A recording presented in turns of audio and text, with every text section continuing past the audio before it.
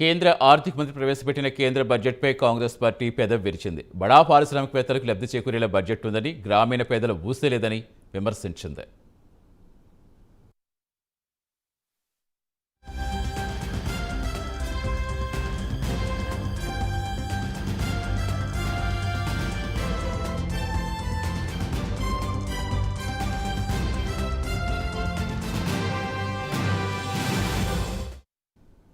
కేంద్ర బడ్జెట్లో కొన్ని మంచి విషయాలు ఉన్నప్పటికీ ఎంఎన్ఆర్ఈజీఏ, గ్రామీణ పేద కార్మికులు, ఉద్యోగాలు, ద్రవ్యోల్బణం ఊసలేదని కాంగ్రెస్ ఎంపీ శశిథరూర్ అన్నారు.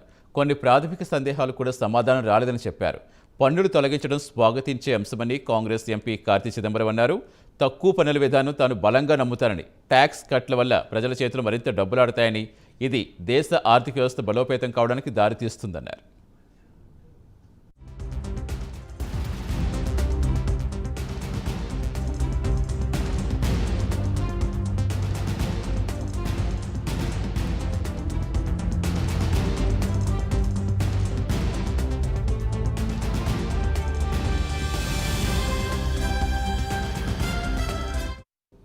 ఇది కార్పొరేట్ అనుకూల బడ్జెట్ అని కాంగ్రెస్ నేత సురేష్ అన్నారు. అదానీ, అంబానీ, గుజరాత్ ప్రయోజనాలకు మాత్రమే కాపాడేలా ఉందని, సామాన్య ప్రజానికి నిర్లక్ష్యం చేశారని విమర్శించారు. బడ్జెట్ పూర్తిగా నిరుత్సాహపరిచిందని కాంగ్రెస్ ఎంపీ గౌరవ్ గొగోయ్ అన్నారు.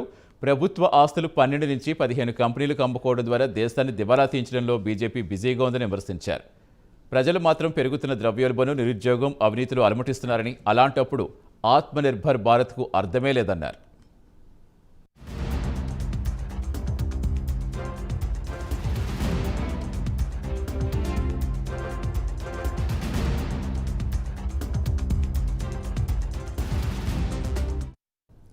పార్లమెంట్లో నిర్మలా బడ్జెట్ ప్రసంగం సందర్భంగా కాంగ్రెస్ పార్టీ ఎంపీలు పలువురు భారత్ జోడో నినాదాలు చేశారు. అయితే మంత్రి నినాదాలు ఖతరు చేయకుండా తన ప్రసంగం కొనసాగించారు. లోక్సభలో కాంగ్రెస్ సభ్యుల ప్రవర్తన ఆ పార్టీ నేత సుప్రియా శ్రీనేత్ సమర్థించారు. దేశ స్వాతంత్ర్యం కోసం పోరాడిన వారు సంస్కరణల విషయంలో తమను ఆశీర్వదించాలని ఆర్థిక మంత్రి విజ్ఞప్తి చేశారని, దానికి ప్రతిగానే కాంగ్రెస్ ఎంపీలు భారత్ జోడో నినాదాలు చేశారని చెప్పారు.